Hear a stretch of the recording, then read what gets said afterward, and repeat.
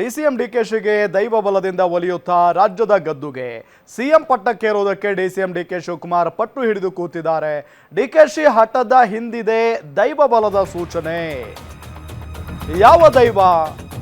ಡಿಕೆಶಿ ಅವರಿಗೆ ಗೊತ್ತಾಗ್ಬಿಟ್ಟಿದೆಯಾ ಈ ವಿಚಾರ? ಅಂದ್ರೆ ತಾವು ಸಿಎಂ ಆಗೇ ಆಗ್ತೇವೆ ಅಂತ ಹೇಳಿ ಏನಾದರೂ ಗೊತ್ತಾಗಿದೆಯಾ? ನೋಡಿ, ಡಿಕೆ ಶಿವಕುಮಾರ್ ಹಠದ ಹಿಂದೆ ದೈವ ಬಲದ ಸೂಚನೆ ಏನಾದರೂ ಇದೆಯಾ? ಅಜ್ಜಯ್ಯನ ಆಶೀರ್ವಾದದ ಬಲದಿಂದಲೇ ಡಿಕೆಶಿ ಸಿಎಂ ಕಸರತ್ತು ಮಾಡ್ತಾ ಇದ್ದಾರೆ.